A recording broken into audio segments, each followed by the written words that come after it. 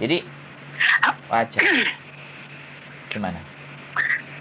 Ya aku sekarang nih bicara sama bapak tahu sekarang aku nih Mm-mm. kayak walaupun aku nggak ngelihat langsung sama bapak, kayak tuh ada yang menarik saya gitu. Badan saya sekarang apa yang saya rasain nih Pak? Badan saya tuh sekarang dingin kayak es Pak, tahu nggak?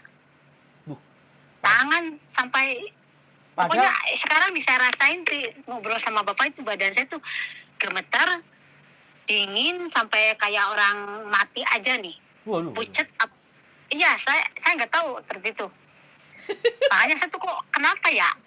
Kenapa aku selalu pengen ngomong sama bapak gitu? Kenapa? Ada apa? Aku juga belum tahu kan, ada apa. Oh, Tapi aku menarik. orangnya selalu penasaran. Nah, aku orangnya selalu penasaran kenapa? Aku harus tahu ini kenapa.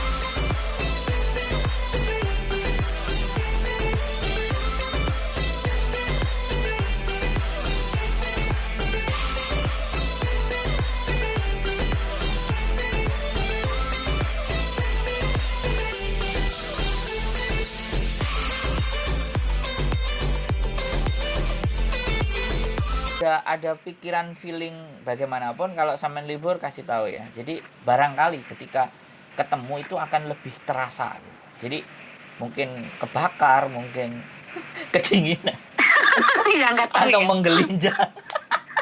Aku di sini loh Pak. Gimana? Punya teman kan, teman-teman di Indonesia cuma ada 3 orang, itu pun udah pulang, tinggal yang di penjara satu, tinggal yang satu. Aku di sini ketemu orang ketemu aku di jalan minta tolong lah, aku juga bingung ya Pak. Ketemu di jalan minta tolong, makanya sekarang tuh orang banyak, tapi capek Pak jadi orang seperti ini, aku loh capek, masih mending jadi orang biasa, tau enggak? Karena apa? Aku sering bantu orang, sering tolong orang, tapi aku nggak bisa bantu diri aku sendiri loh Pak. Bingungnya itu loh, kenapa? Bisa. Nanti sampean ngomong sama saya, sampean bisa bantu diri sampean sendiri. Tenang saja. Ada energi yang besar dalam diri saya kalau sampean bisa merasakan. Wah, polisi kan. Lu Ini nggak sama orang khawatir. Ponorogo ini ya, orang Ponorogo aku kan nggak tahu ya. Orang Ponorogo telepon terus, dia penasaran terus sama aku. Dia nanya-nanya setiap dukun di sini. Kalau aku lebih percaya sama di atas. Aku nggak pernah ke dukun. Walaupun aku berangkat berapa kali pun ke luar negeri, aku nggak pernah yang namanya pergi ke dukun. Enggak, aku bilang. Aku nggak pernah, aku bilang. Oke. Nah si anak ini setiap ke dukun nanya, terus nanya ke aku. Ya udah gini, yang aku lihat aku lihat, aku ngomong seperti kamu ngaku enggak. Awalnya dia nggak mau aku, ya terserah, tapi kamu nanya sama saya yang saya tahu, yang saya lihat kamu seperti ini, ya mungkin dia malu ya, ini dia cerita, ya itulah mantan kamu bikin kamu seperti itu. Kan dari awal aku tanya, apa yang membuat dia seperti ini sama kamu? Pasti kamu bikin dia sakit hati. Makanya aku pernah bilang, manusia itu yang harus dijaga itu lisan. Aku bilang tuh mulut, lidah itu lebih tajam. Orang kalau udah ngomong, entah ngomong apa, apalagi kalau kita sedang marah kan nggak tahu ya Pak keluar kata-kata ya. Itu orang ada ingetin kata-kata yang bikin kita sakit hati, itu bisa jadi masalah, aku bilang. Makanya aku tuh ngomong masih kadang-kadang aku dijaga, kadang-kadang takut nyakitin hati orang, perasaan orang kan, yang namanya orang ngomong kan nggak tahu ya Pak. Betul. Tuh seperti itu. Saya sepakat. Iya. Kalau paham itu tadi saya sepakat. Oke ya, berarti itu ya, nanti kita coba cari, sampean kirim namanya WA. Perbincangan kita akan semakin menarik kalau seandainya nanti sampean bisa libur dan sampean ketemu dengan saya, sampean akan jauh lebih merasakan apalah intinya. Menurut saya sih begitu sih. Karena sekarang aja sampean sudah merasa dingin. Dinginnya ini dingin tersiksa atau memang nggak tahu loh Pak ini. Kayak orang kesetrum, ya Allah, kayak orang kesetrum gitu. Aku dingin banget loh Pak. dingin banget ya. Nggak tahu kenapa. Berarti ada sesuatu yang wow di dalam diri saya sampai merasa kedinginan. Oke, Mbak, menarik sekali ya. Ada hal lain nggak yang ingin sampean sampaikan lagi? Kira-kira? Yang aku sampaikan ya, kasih pesan deh buat teman-teman. Sebaiknya bagaimana sih kita ya buat untuk teman-teman jadi manusia? yang kalau lagi kena masalah ya jangan terlalu dipikirkan, kita lebih banyak berdoa ya, percaya sama yang di atas, jangan percaya sama orang. Kalau kita percaya sama orang sama aja, masih mending kita percaya yang di atas. Serahin masalah apapun, seberat apapun, kita percaya sama yang di atas. Siap. Allah juga kan nggak mungkin menguji umatnya Melebihi seberat batas. ujian Melebihi batas yang kita nggak mampu, melebihi yang kita nggak mampu kan. Siap. Tuh. Aku juga banyak pengalaman yang buruk, yang pahit, yang belum aku ceritakan, tapi aku nggak malu, ini pribadi aku sendiri ya. Tapi aku tuh pengen cerita sama Bapak. Rahasia yang bertahun-tahun aku nggak berani cerita sama orang lain. Karena aku dibilangin, Hari ini aku tuh orangnya hari nggak ini pernah apa? cerita masalah Hari masalah ini apapun, nggak apa pernah besok cerita. atau kapan? Aku Sekarang? sekarang aku pun pisah 5 tahun sama suami, keluarga aku nggak tahu sekarang, karena aku emang orangnya nggak mau cerita. Orangnya mau disebut saya orang aneh silahkan, yang penting saya orangnya, saya yang penting nggak bikin orang sakit hati. Aku orangnya ya nggak nyusahin orang. Aku dari kecil sampai setua ini alhamdulillah aku hidup sendiri, Pak. Aku besar sama orang. Yang namanya kita keluarga pasti nggak ada anak yang nasibnya lebih beruntung gitu ya. Mungkin di antaranya dari keluarga cuma aku ya yang nggak beruntung. Tapi aku bukan nggak dari keberuntungan itu, bukannya aku ngeluh atau nangis, enggak. Mungkin Allah mau kasih kejutan sama aku mungkin ya, seperti apa.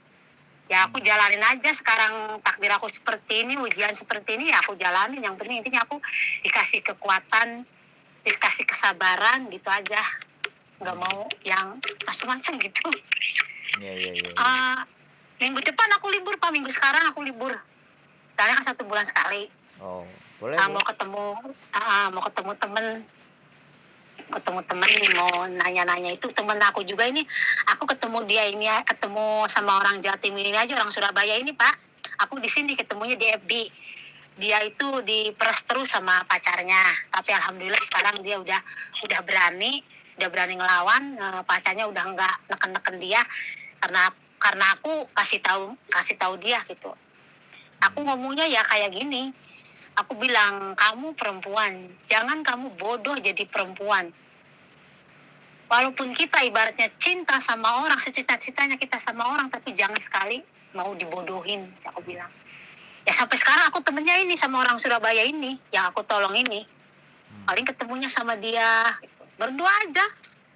Cuman aku kan kalau liburan gak suka ke tempat rame-rame, aku sukanya tempatnya kayak yang nggak terlalu banyak orang. Itu Pak, kalau aku di tengah-tengah orang itu, di keramaian, itu pengap. Aku tuh pengap, Pak. Nggak tahu kenapa. Kalau di tempat keramaian itu. Kayak tuh pengap, kayak apa ya, melihat orang itu bawaannya itu marah, pengennya tuh marah, pengap, emosi, ya pengennya di tempat yang nggak keramaian itu aku tenang gitu loh, Pak. Nggak tahu aku juga. Makanya kok Cece aneh amat, Cece orangnya. Kata anak Surabaya ini, Cece itu orangnya aneh. Ya kalau kamu pengen berteman sama aku, ya aku seperti ini orangnya. Aku bilang gitu. Menarik. Ada sesuatu. Bapak udah sampai di Hong Kong? Sudah. Saya sudah sejak tanggal 9 bulan kemarin. Saya sudah di Hong Kong. Ya, minggu besok aku keluar loh, Pak. Kenapa? Minggu sekarang nih aku keluar. Tanggal 20 nanti aku keluar. Boleh. Kasih tahu aja sampean di mana kalau nggak mau tempat ramai. Soalnya saya selalunya ya ke tempat ramai. Soalnya ngajarin teman-teman main YouTube yang nanya-nanya. Tapi kalau sampean memang ada waktu dan ketemunya di tempat yang sepi, di mana sepinya, silahkan kasih tahu aja, WhatsApp saya aja. Nanti coba deh. Saya tak lihat sambil saya ngomong sama istri saya. Istri saya kan seneng yang hal-hal kayak gitu. Siapa tahu nanti istri apa di sini juga. Ya, nanti siapa tahu ketemu sama sampean, dia kepingin banyak nanya-nanya yang dalam benak dan pikirannya mereka. Dia kan. Mungkin nanti biar biar nanti kalau sampean lihat, oh, Bapak Sandro ini baik, ganteng, pintar, jadi sampean nggak perlu khawatir. Siapa tahu kan nanti dia nanya kan. Dia kan kadang-kadang nyari-nyari sesuatu yang, atau mungkin main ke rumah saya kan juga boleh. Sampean di rumah saya kan sepi, nanti nggak ada orang, atau kalau ada orang diusir dulu semuanya, minggir, ini ada tamu yang spesial kan, gitu bisa kan, nggak ada masalah kok.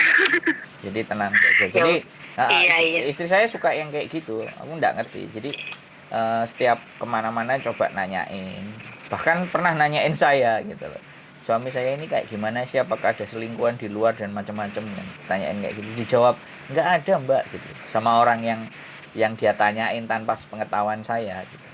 Dijawab enggak. Tapi aku juga Pak, waktu kejadian yang aku alami lebih parah ya, aku juga pernah sih mau ibaratnya udah putus harapan gitu karena musibah yang menimpa aku gitu ya. Mm-mm.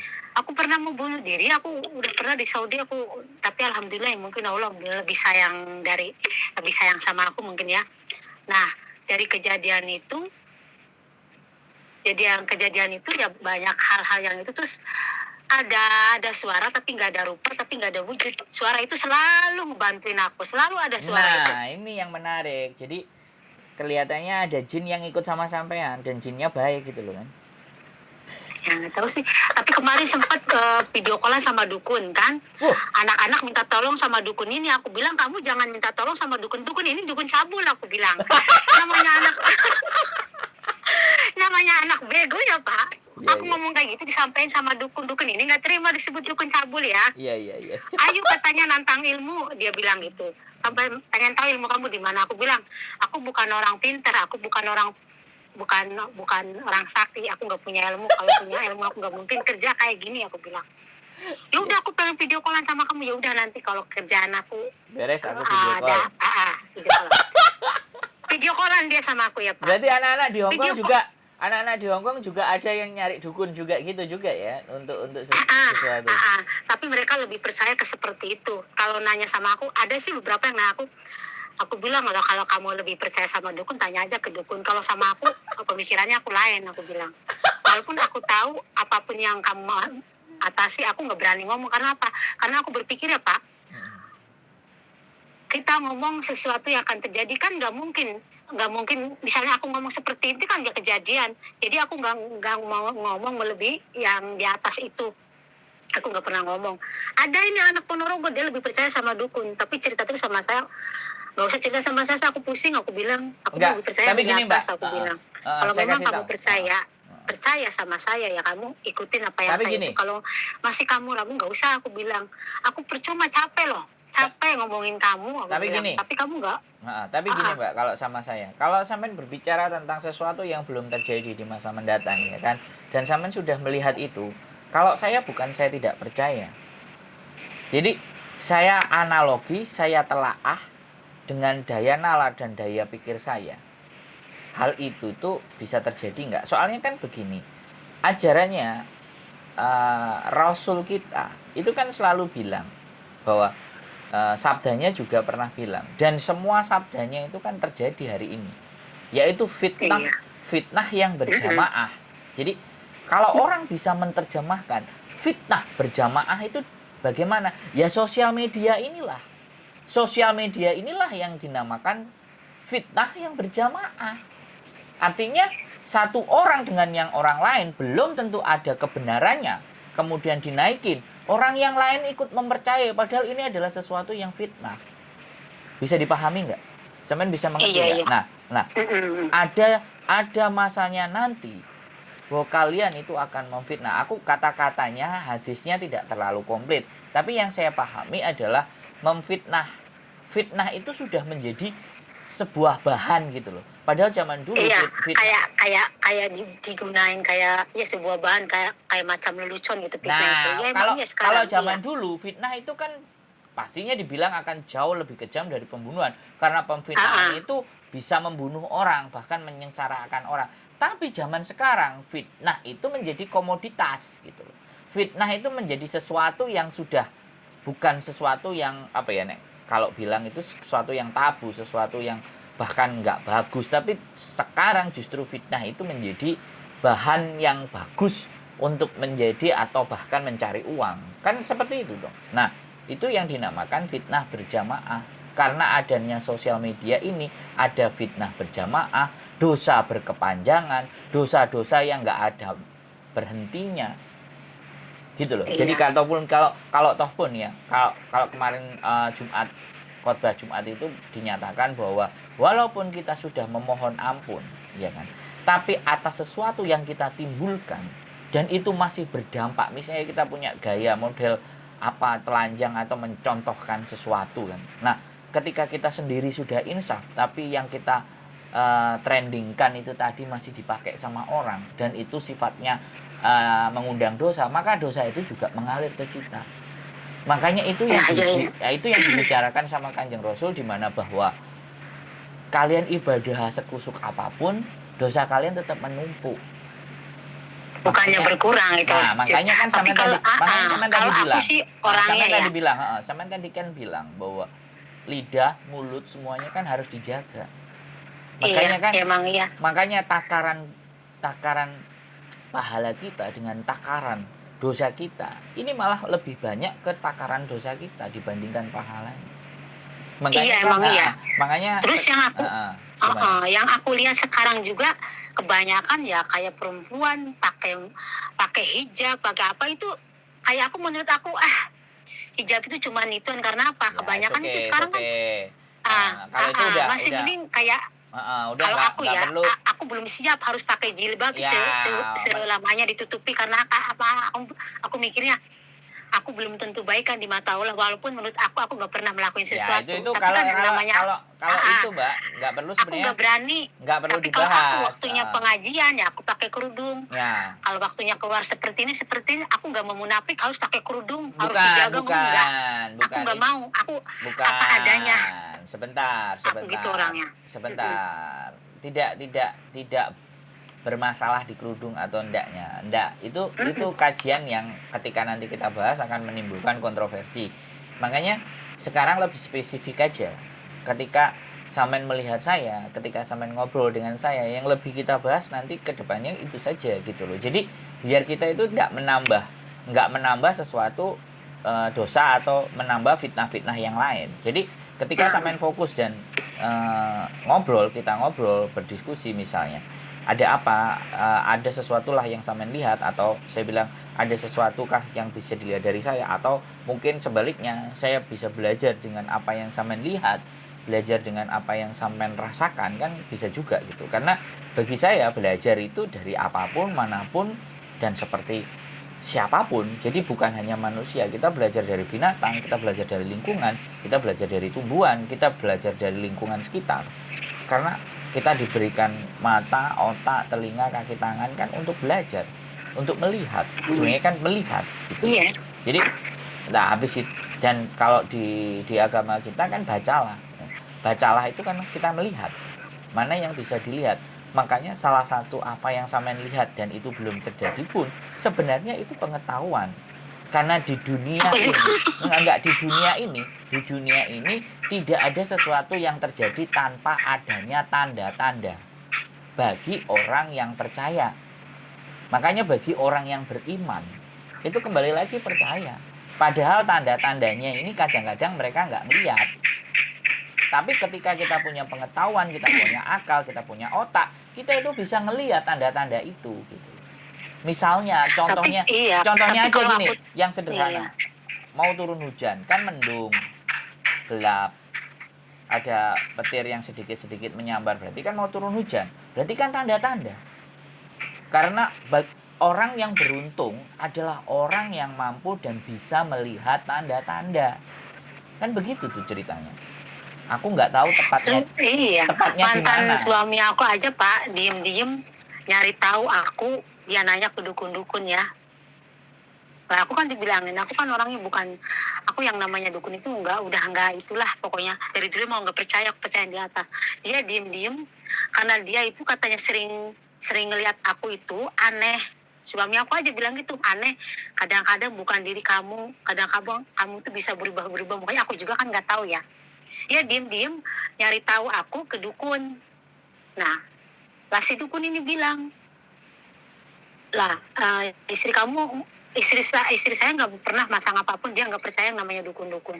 Lah nggak usah, istri kamu itu walaupun seperti apapun, walaupun kamu mau berbuat apapun, dia emang iya. Aku di Saudi Pak, aku di Saudi, suami tidur sama perempuan aku pun tahu. Pokoknya apapun yang dilakuin suami aku tahu. Yang aku jengkel sama mantan suami ini, aku tuh paling nggak suka sama orang yang bohong, yang nggak jujur. Udah ketahuan, udah ada buktinya nggak ngaku. Giliran aku mau buktinya keluaran baru ngaku. Aku kesal tuh sama orang yang kayak gitu Pak. Ya kan lebih baik aku nggak mau banyak teman orang. Karena teman yang selama ini yang aku tolong, dia nusuk dari belakang kan. Banyak teman yang aku tolong seperti itu. Tapi udahlah, aku balik lagi ya nggak apa-apa. Aku bilang, aku nggak mau orangnya dendam ataupun sakit hati, biar Allah yang balas, Allah lebih adil, lebih tahu, aku bilang. Tapi orang yang dulu yang ngejahatin aku, sekarang itu ya seperti itu semua. Kayak kemarin, orang yang aku pinjemin utang, bilangnya aku rentenir. Kalau aku rentenir, pasti aku minta, aku bilang bunganya kamu bertahun-tahun, 5-6 tahun kamu punya utang sama saya. Saya pernah nggak datang ke rumah kamu? Nggak pernah. Saya datang, itu disuruh kamu. Kalau panen katanya itu. Malah dia caci maki aku. Ya aku bilang, ya udah nggak apa-apa, aku bilang. Yang penting aku sehat lagi, dapat rezeki lagi yang banyak. Habis dia berantem sama aku, dia jatuh, kepleset, sampai sekarang stroke. Fitnahnya lagi ke aku yang guna-gunain katanya. Lalu aku bilang, kamu tanya lagi orang yang lebih pintar sana. Tanya lagi sama Pak Ustadz. Kata Pak Ustadz, bukan sama orang ini, karena kamu banyak nyakitin orang ini. Jadi bukan orang ini nggak pernah apapun sama orang, dia berdoa sama yang di atas. Ya itu aja karmanya kamu, katanya. Dan aku bilang, aku sesakit hatinya aku sama orang. Aku bisa Pak ngebunuh orang kalau aku mau, tapi aku nggak mau. Buat apa nambah-nambah dosa? Aku mikirnya sekarang ke depannya, umur aku itu udah nggak muda lagi. Aku pengen memperbaiki diri aku gitu loh. Yang namanya umur kan nggak tahu ya Pak, sampai entah besok, lusa, kita kan nggak tahu. Kan semuanya kan umur kita kan di tangan Allah, yang mau mati besok atau besok kan nggak tahu. Aku sekarang nggak mau ngikutin orang ngomong apapun, terserah, itu haknya mereka. Yang penting apa yang mereka omongin aku nggak merasa, gitu aja udah. Aku gitu orangnya, sebodoh amat. Mau disebut aneh kek, ada yang bilang aku katanya, ada yang bilang aku temennya setan, temennya jin, ini itu terserah kalian. Aku bilang, yang penting aku nggak merugiin kalian, aku bilang nggak merugiin kalian. Gini. Aku bilang gitu orang. Gini, kan kalau sampean berteman dengan saya kan setannya saya, jadi nggak usah khawatir, nggak apa-apa. Jadi sampean berteman aja dengan saya.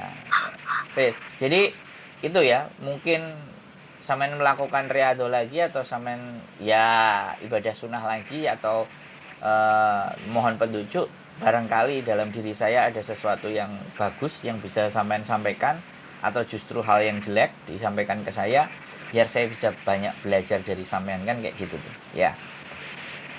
Saya kira seperti itu aja ya. Nanti ada ketemu waktu kita bikin konten lagi ya, biar keren dan menarik ya, yang langsung kelihatan mukanya ya. Kalau ini kan tidak kelihatan, nanti begitu. Aku nggak mau muka aku dilihatin. Oh ya sudah, oke. Nggak apa-apa. Nggak ketahuan mukanya, jadi mukanya nanti saya tutupin sama kresek ya, kan kayak gitu aja ya, jadi kan nggak kelihatan. Oke Mbak. Aku dulu juga ada orang yang ngajak seperti itu. Yang iya. menarik cerita aku. Dulu aku pernah mau ikutan yang di uji nyali itu, tahu nggak Pak, uji nyali itu? Iya. Yang di Antep atau itu ya. Tapi aku mau ikutan, tapi muka aku nggak mau di twin lah. Uji nyali nggak bisa lah Mbak, ini kan kayak kita bikin konten beneran, bukan bohongan, itu harus nyata katanya. Aku tuh menarik Pak, pengen ikutan uji nyali. Aku penasaran, aku nggak pernah takut sama apapun, nggak pernah takut aku. Malah aku penasaran orangnya, pengen tahu gitu loh. Sebenarnya pengen tahu seperti apa gitu. Oke. Kayak nanti sampean juga tak bawa, kalau tempat-tempat kayak gitu saya juga banyak, dan saya kepingin datang ke sana sebenarnya.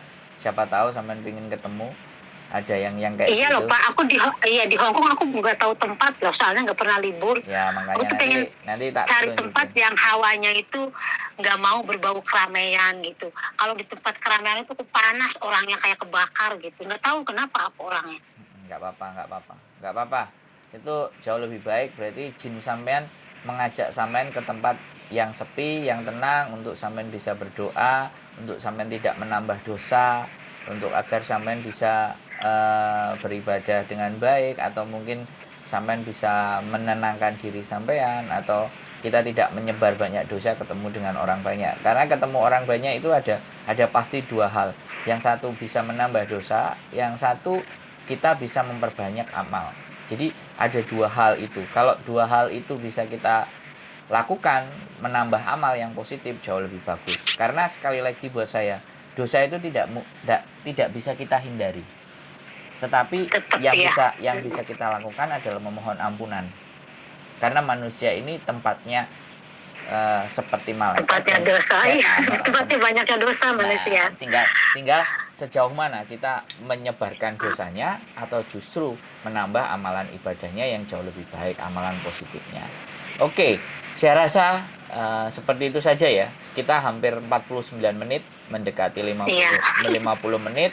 Ketika ada sesuatu yang sampean lihat, hal aneh atau apa, boleh disampaikan ke saya di voice atau dikabarkan, atau sesuatu hal menarik ini cocok, nanti saya coba akan naikkan bahwa segala sesuatu bisa kita baca, segala sesuatu kita bisa lihat dengan tanda-tanda, dan dengan kelebihan sampean bisa membaca tanda-tanda itu datang lebih awal, sehingga tujuannya agar supaya kita lebih waspada dan hati-hati. Saya rasa itu sih, Mbak. Tapi lain kali aku kenalin sama istri Bapak, soalnya aku berpikirnya nanti salah paham. Enggak, takutnya seperti itu. Istri nggak pernah akan salah paham ketika saya mampu dan bisa menyampaikan. Toh pun di konten juga ada saya tunjukin, dia pasti tahu, dia mengerti, dia paham. Tapi istri Bapak itu kayaknya mengerti, paham, apalagi kerjaan Bapak seperti ini. Bapak itu dia paham. Tapi terkadang dia juga ada keselnya, tapi dia bisa memendam merasa kesel itu karena apa? Karena memang kerjaan Bapak seperti itu, pasti perempuan juga ada sisi cemburunya itu. Jelas. Tapi makanya rekaman Bapak ini itu banyak cemburu, tapi dia nggak bisa ngeliatin kecemburuan Bapak itu ke Bapak, tapi dia ngerasain aja. Tapi ya emang suami aku seperti ini, aku harus terima, ya mau gimana. Kata-kata ini tak tunjukin ke dia. Ini loh, ada orang yang lihat kamu dari jauh. Paling dia kalau udah itu tanyalah ke Bapak. Kalau yang bikin ganjel hati istrinya Bapak ini, kayaknya yang aku rasain itu. Ya, makanya nanti sampean main ke rumah saya, sampean lihat istri saya itu seneng hal-hal yang kayak begitu. Diceritain sesuatu yang tidak masuk di nalar itu dia seneng banget. Dan dia mempercayai sesuatu yang nggak masuk ke nalar. Oke. Jadi tapi saya menarik Bapak tuh, Bapak mau denger cerita, mau denger omongan saya. Saya tuh sebenarnya kalau cerita pun saya ragu sama orang. Kadang orang kebanyakan sekarang itu ya, paling kayak seperti ini seperti gitu. Tapi kenapa Bapak percaya sama saya gitu loh? Saya juga bingung. Karena saya istimewa, Mbak. Saya seorang yang istimewa. Saya belajar menjadi pendengar. Jadi dalam hidup, karena dulu saya sudah banyak berbicara, saya lebih banyak mendengar. Karena lebih banyak mendengar, saya lebih banyak belajar. Jadi kan, ketika kita lebih banyak belajar, otomatis hal-hal di muka bumi ini kan, ilmu kita itu kan cetek. Tapi ketika kita banyak mendengar dan banyak melihat, kita banyak belajar. Ketika sudah melihat dan belajar, melihat dan mendengar, belajar. Nah, belajar itu kita sampaikan ke orang yang lain. Karena bagi saya tidak mampu membagikan harta kekayaan dalam bentuk uang. Tapi saya kadang bisa membagi waktu saya hanya untuk mendengarkan orang yang berkeluh kesah. Membagi waktu saya untuk memotivasi. Karena saya yakin ya, di dalam hidup tujuan terbaik kita itu ketika kita mampu bermanfaat buat orang lain. Jadi bukannya sebaik-baik manusia adalah manusia yang bermanfaat buat manusia yang lain. Nah, dengan cara itu, karena sekali lagi ya Bu, ya aku bilang saya memedomani itu. Di dalam ajaran agama kita kan sebaik-baik manusia adalah manusia yang bermanfaat buat orang lain. Itu penerjemahannya sebenarnya singkat. Nggak perlu banyak duit, nggak perlu apa, dengan apa yang kita punya, dengan apa pengetahuan yang kita ada, kita sampaikan ke orang lain. Biarkanlah, ya kan, Gusti Allah ini yang memberikan kembaliannya ke kita. Tugas kita kan hanya memberi. Iya, kalau saya ditanya di dunia ini sesuatu apa yang paling berharga? Kalau saya menjawab bukan uang, bukan kekayaan, bukan harta, tapi waktu. Karena sekali waktu itu lewat kan nggak bisa balik. Tetapi ketika kita merelakan waktu kita untuk mendengarkan orang, kadang orang itu tidak memahami bahwa sebenarnya ketika dia mendengarkan kita ngomong, curhat kita ngomong, itu ada waktu yang disisihkan, ya kan? Dan saya tidak akan pernah memungut apapun, ya kan, kepada teman-teman kalau hanya saya mendengar dan memotivasi. Nah, dari situlah kenapa dosa saya banyak. Jadi bagaimana cara mengimbanginya? Ya selain saya ibadah, ya seperti itu, memberikan yang terbaik apa yang saya punya. Kan kayak gitu tuh. Ya kayak iya, saya juga ya berpikir seperti itu. Saya juga banyak dosa, nggak mungkin nggak banyak dosa. Cuman kan lebih baik saya ibaratnya apa yang saya bisa kasih ke orang ibaratnya seperti ini ya saya ituin Nah, gitu. Saya juga udah. pemikirannya ya. Kan memang Kalau gitu loh. Kita nggak usah mencari sesuatu yang nggak kita punya. Yang ada saja yang bisa diberikan. Apa yang bisa diberikan? iya, Ya kan? Toh pun kalau kita bisa berempati, kita bersimpati, kita menghargai orang lain. Masa sih yang memiliki nyawa kita, yang menggerakkan kaki kita ke kiri dan kanan tidak mengarahkan kita ke hal yang jauh lebih baik atau tidak memberikan hal yang baik, saya sangat tidak percaya. Saya sangat percaya ketika hal yang baik yang saya tanamkan, kebaikan itu akan terakumulasi dengan baik. Nah, terakumulasinya dengan baik itu ketika kita ada masalah selalu ada yang nolong, ada problem selalu ada yang nolong. Ini saya sampaikan pelajaran ini sama istri saya. Ketika saya banyak ngasih pemahaman buat teman-teman, ngasih motivasi teman-teman, di saat saya naik mobil kemudian mogok, selalu ada yang bantuin. Dan ini terjadi 2 kali dan saya menyampaikan ke istri saya, ini loh buah dari kebaikan kita. Jadi sekali lagi kamu harus melihat saya tidak punya sesuatu, saya ingin berbagi. Karena saya kembali lagi melihat ibu saya. Ibu saya sering melakukan hal itu. Bahkan di posisi tersempit pun dia masih berusaha membagi kepada orang lain. Posisi terjepit, posisi tersempit. Justru semakin pada saat posisi kita terhimpit, menderita, berbagilah semakin banyak. Karena kita akan dikeluarkan dari posisi yang terhimpit tersebut. Dan itu saya meyakini. Dan tidak semua orang punya cara berpikir seperti itu, Bu. Makanya kalau sampean dalam hati sampean, dalam pikiran sampean, dalam tubuh sampean, kok ngomong sama orang ini jadi lebih adem ya, kok gini? Karena saya punya kekuatan. Bim, salah bim, abrakadabra, breng, kayak gitu tuh Mbak. Ya, oke. Kalau kita omongin ini pasti sampai 1 jam, pasti gak karu-karuan. Next sampean libur main ke rumah, kita diskusi. Ada istri saya. Kita bikin konten, mukanya ditutup kresek, kameranya ditaruh di belakangnya. Kameranya ditaruh di belakangnya sampean karena yang kelihatan akan punggung sampean, tidak kelihatan muka sampean. Tetapi ada pelajaran berharga yang bisa kita angkat. Ya, gitu saja Mbak ya. Sehat selalu ya. Makasih loh waktunya. Ya, pokoknya selalu semangat. Nanti coba SMS namanya, coba saya juga cari. Siapa tahu ketemu di sana kan jauh lebih baik. Mantap ya. Iya. Oke. Jangan lupa tonton konten saya terus ya. Konten-konten yang baru, konten-konten yang menginspirasi dan boleh di-share ke teman-teman apabila itu bermanfaat. Sip. Saya akhiri, terima kasih Mbak E. Sehat selalu. Mudah-mudahan ada kesempatan ketemu dan berbagi hal kebaikan. Makasih lupa waktunya. Yes. Lama juga ya. Sip, sehat selalu. Sudah. Yuk, terima kasih. Wassalamualaikum warahmatullahi wabarakatuh. Bye-bye. Waalaikumsalam warahmatullahi wabarakatuh.